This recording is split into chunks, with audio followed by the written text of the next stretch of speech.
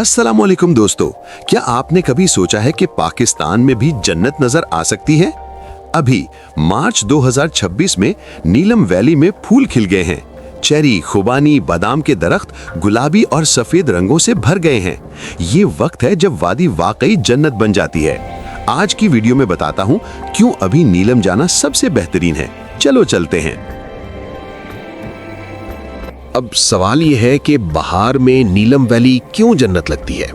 सर्दी खत्म, मौसम ठंडा मगर गर्म नहीं, दिन में 15 से 25 डिग्री, रात ठंडी, बारिश कम, आसमान साफ, सूरज की रोशनी में फूल और भी चमकते हैं।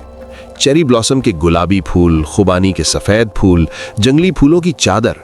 ड्रोन से ऊपर से देखें तो लगता है अल्लाह ने वादी पर रंग बरंगी शीट बिछा दी है। ये वक्त हुंजा या सकारदो से भी मुख्तलिफ है। यहाँ कम सयाह, ज्यादा कुदरती सुकून और खर्चा भी कम।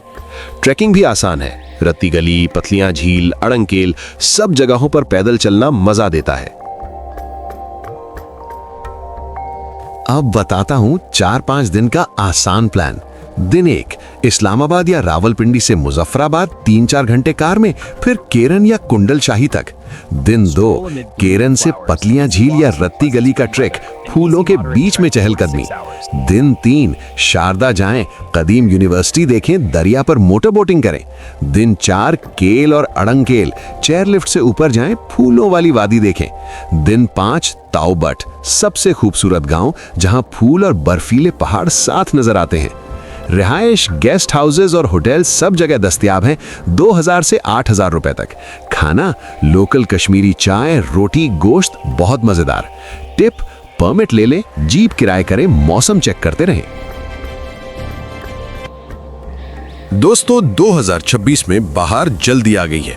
अभी फूल फुल ब्लॉसम में है, चंद हफ्तों में गिर जाएंगे। क्राउड कम है, होटल सस्ते, सड़कें खुली हैं। अगर आप फोटोग्राफी पसंद करते हैं तो ये आपका ख्वाबों का वक्त है।